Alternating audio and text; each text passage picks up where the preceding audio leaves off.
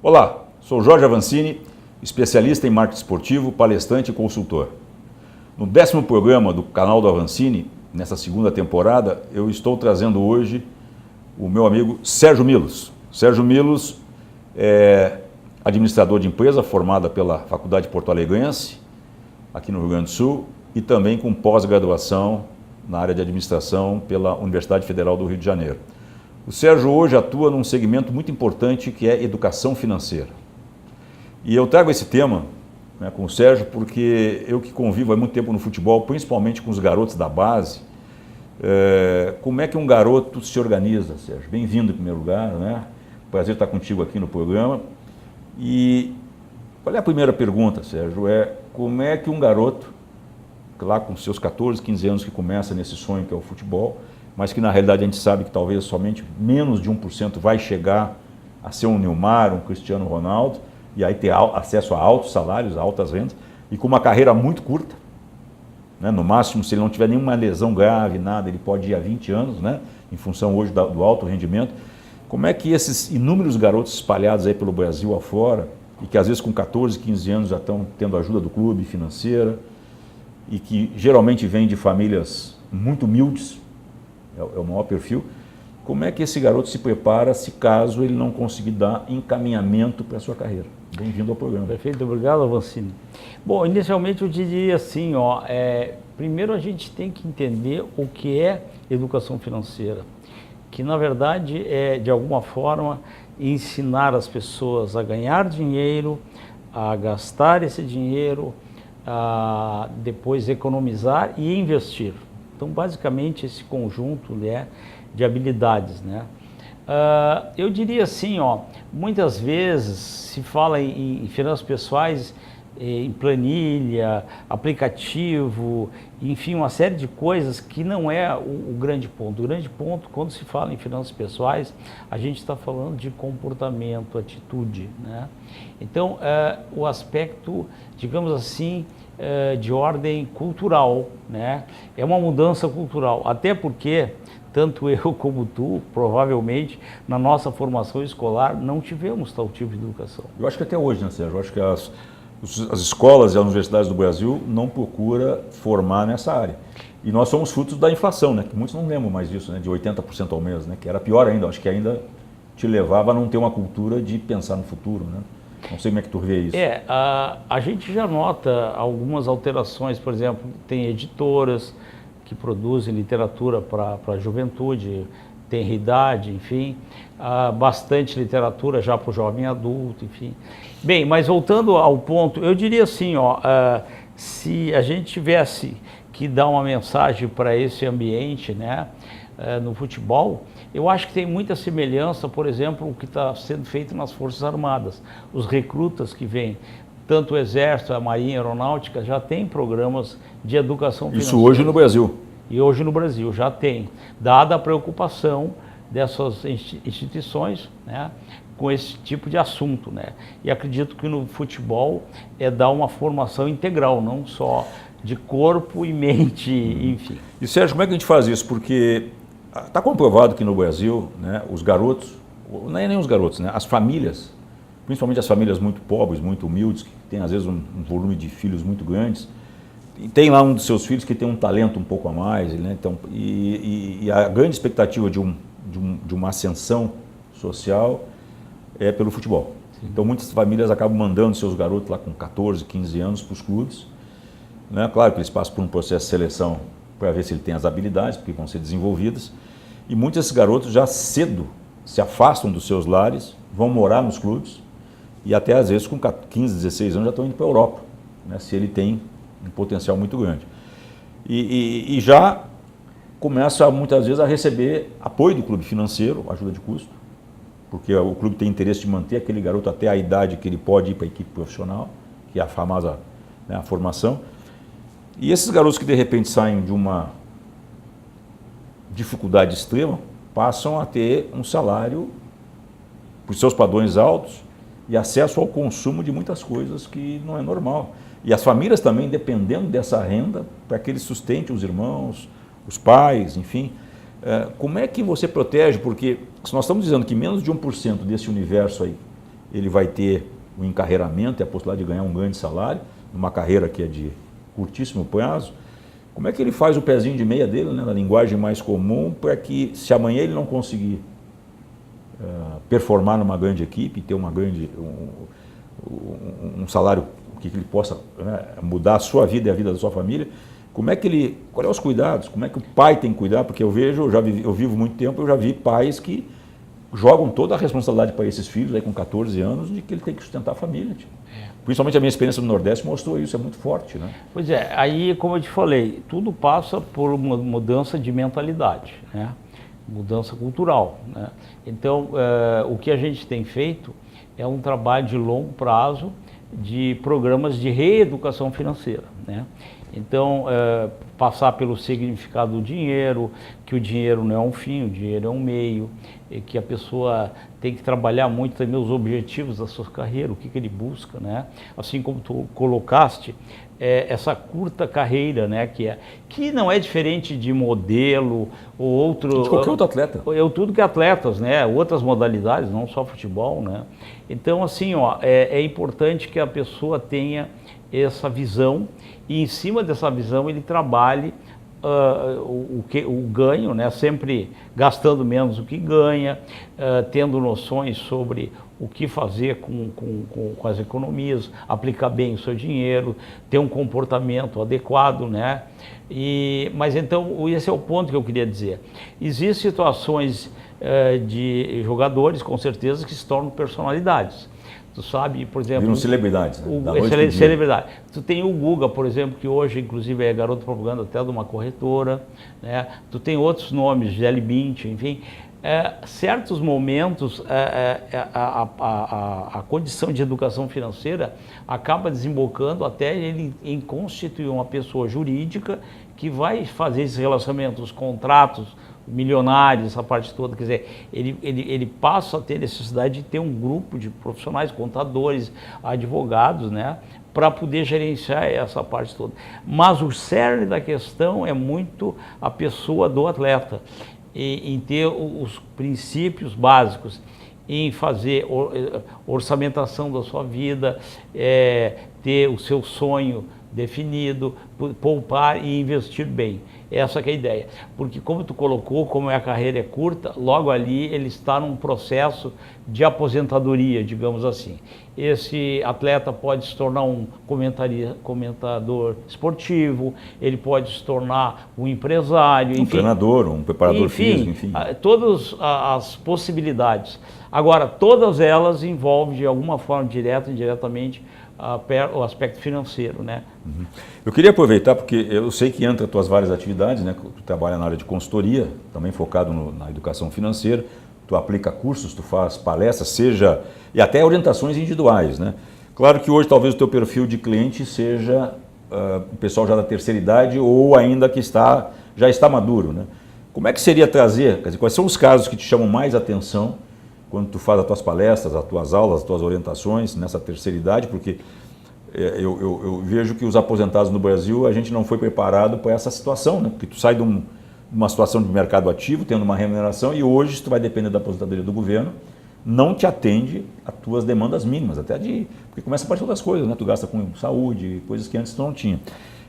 Tu consegue fazer uma análise, ou fazer um paralelo entre esses teus atuais, né, públicos que tu atua, e esses garotos aí de 14, 15 anos que estão começando, como é que a gente poderia, né, naqueles casos, o que leva, por exemplo, uma pessoa a arrebentar seu orçamento, se endividar? O que são os casos mais comuns aí na tua experiência? Olha, eu diria assim, ó, uma coisa pode parecer até ridículo, né, mas tem pessoa que não sabe nem quanto é que ganha. Às vezes tem uma, duas, três fontes de renda, não sabe. Muito menos quanto gasta e em que gasta, né? Isso é uma coisa importante, porque se nós gastamos mais do que ganhamos, não existe geração de poupança. E tu não gerando a poupança, tu não tem recursos para investir. E, na verdade, o que acontece? As pessoas, muitas vezes, não dão bola para esse negócio. Por quê? Porque acabam trabalhando pelo dinheiro. E, na verdade, na medida que ele vai acumulando patrimônio, lá no final, ele tem que fazer o dinheiro trabalhar para ele. porque daí ele não vai estar mais com vigor de atleta, ele já vai ter uma outra atividade, enfim, para ele poder se manter, enfim. Não que ele vá parar de trabalhar, não, como tu mesmo colocou, ele pode ser comentarista, pode ter um negócio, mas é interessante que lá ele já tenha um patrimônio acumulado e esse patrimônio lhe gere o que a gente chama liberdade financeira. Porque se a pessoa não tiver um patrimônio gerando renda, ele não tem liberdade de escolha, ele vai estar sempre tendo que trabalhar para ganhar dinheiro. E ele tem que chegar num ponto onde faça o dinheiro trabalhar para ele. Ponto. Eu acho que tu coloca aí uma análise, né, Sérgio, que eu acho interessante. Talvez nesses teus alunos e clientes aí que passaram ao longo da tua gestão, provavelmente as pessoas lá com 60, 70 anos, eles, quando estavam na idade jovem, que era a idade de acumular ou de se organizar para o futuro, eles deviam ter aquela percepção de, não, nada vai me acontecer, eu sou indestrutível, amanhã eu recupero, né? Eu acho que isso também, imagina um garoto aí de 15 anos que da noite para o dia, se ele for um grande talento, né, ele pode estar recebendo aí milhões de reais numa transação ou um salário astronômico, né? É fácil tu botar na cabeça de um garoto ou de uma família de um garoto que de repente também, né, geralmente esses garotos eles acabam puxando a família que não tinham acesso a nada, a evitar que ele compre o carro mais caro do mercado, ou as roupas de grife, e pense que, né, de repente ele tem um carro mais barato, que dá a mesma, leva ele ao mesmo lugar, e ele vai guardar uma parte para o futuro, vai investir, não sei se hoje se questiona muito investir em imóveis, mas enfim. Tu acha que isso é fácil? Como é que se trabalha um adolescente ou um pré-adolescente? Olha, eu vou te dizer o seguinte, existe já muitas pesquisas com o pessoal dessa faixa etária, do que está entrando no plantel agora, né? No Brasil, mais nos Estados Unidos. Então, tu tem assim o aluno que está na faculdade, está começando e às vezes nem renda tem. E qual é o primeiro oferta do banco? Um cartão de crédito.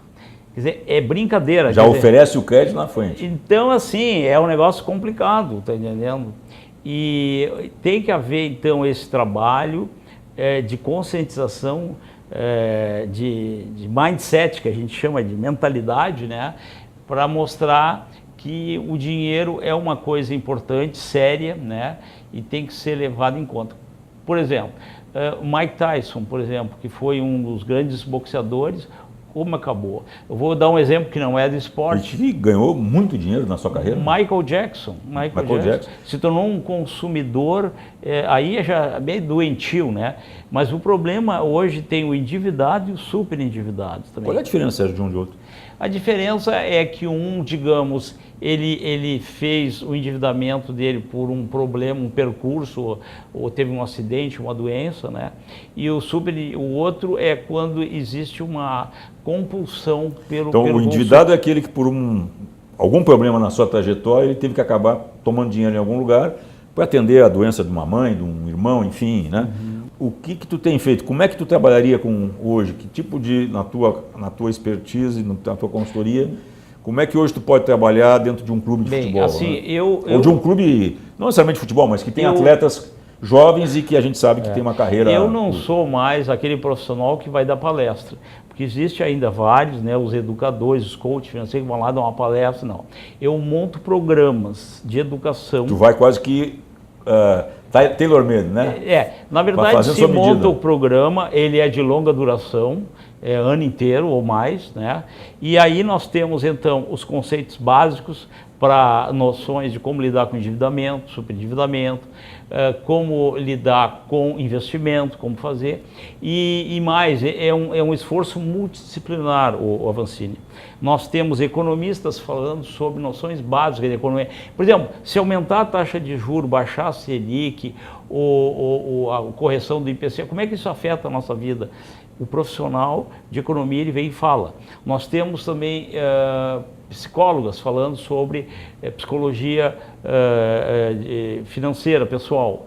Temos também pessoal da área de TI, de informática, como lidar com uma planilha. E temos também até um profissional da área de contabilidade, que queira ou não queira, ali adiante tu vai ter a tua declaração de imposto de renda. E como tu lidar com essa documentação, guardar recibo, guardar nota e fazer todo o processo. E qual a importância disso? Né? Inclusive, tu escolher também, em função da tua situação, qual é o melhor investimento, pagando imposto de renda, não pagando, enfim, essa coisa toda. Então, vê que a vida da pessoa é um conjunto de visões. E a gente oferece isso de uma forma sistemática. Então, na realidade, estaria trabalhando quase que individualmente. Integral, acordo, né? integral. E aí envolve a família, envolve o empresário do atleta. A gente, na verdade, trabalha um grupo, a gente identifica um grupo que queira se qualificar, se desenvolver, né?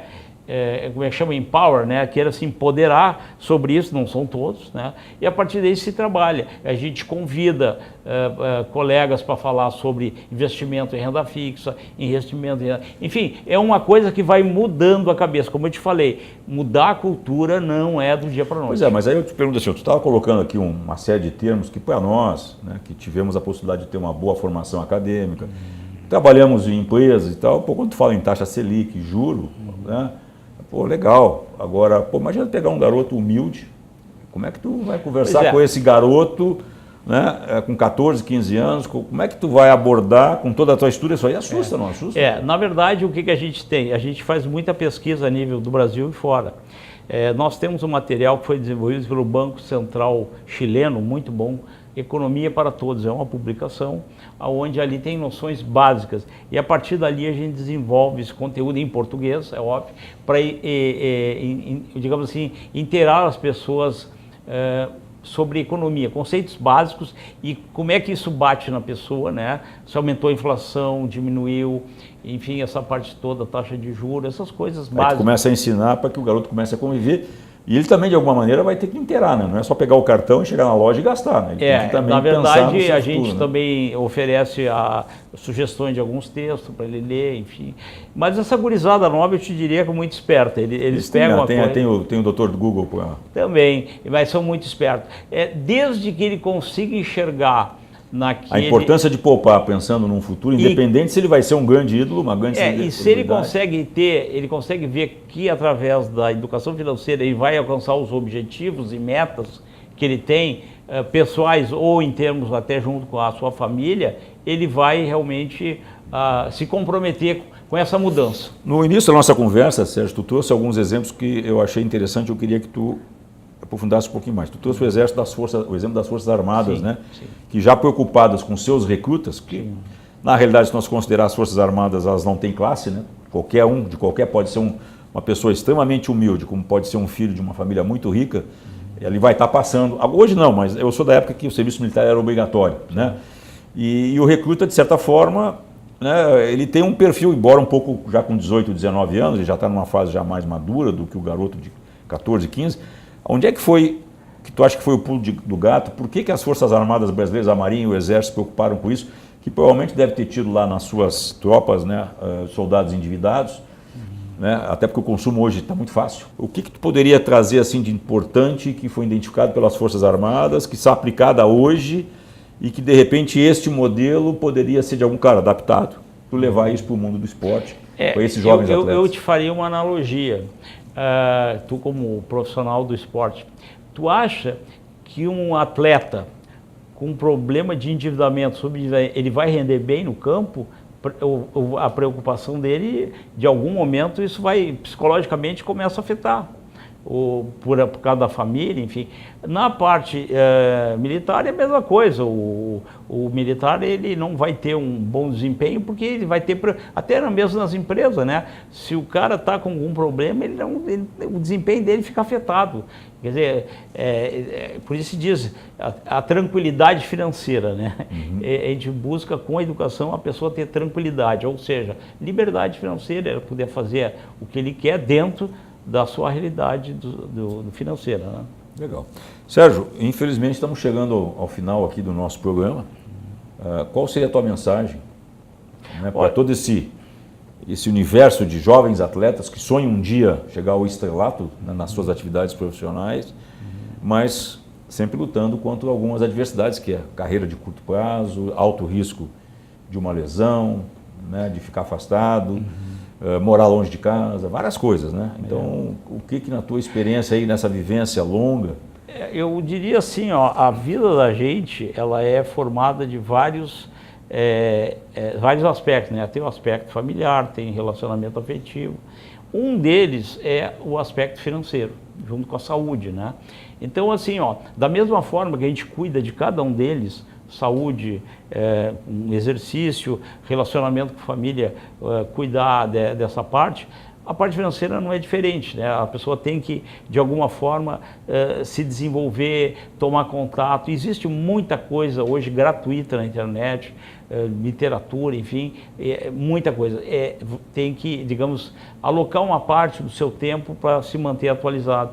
E, nesse sentido, aí poder ter aquilo que é a felicidade, né, que é o prazer de viver de forma tranquila e tendo liberdade de escolha, que é o objetivo maior. E né? eu acho que o principal também disso, né, traz para esse atleta, se caso ele não chegue ao topo do sucesso na sua atividade, ele possa desenvolver uma outra atividade profissional, né, e que ali, lá, vamos dizer, o esporte no início gerou a possibilidade de ele ter lá a sua casa. O empreendedorismo. E tocar, como tu falou, vai buscar, não consegui ser jogador por alguma razão, mas eu vou tocar um outro segmento, vou ser preparador físico, vou ser treinador, Mas eu vou diria, estudar. todo o empreendimento, ele, de alguma forma ou outra, ele guarda também alguns princípios de finanças, só que é uma aplicação mais organizacional e não pessoal. Mas os princípios continuam mesmo, não poder gastar mais que ganha e fazer investimentos que possam dar retorno, enfim, e que a pessoa, de alguma forma, não venha a sofrer problemas de endividamento, enfim, essa parte toda. Legal. É isso aí, pessoal. Chegamos ao final de mais um programa, né? Se você gostou, curta aqui as redes sociais do Avancini, compartilhe com seus amigos.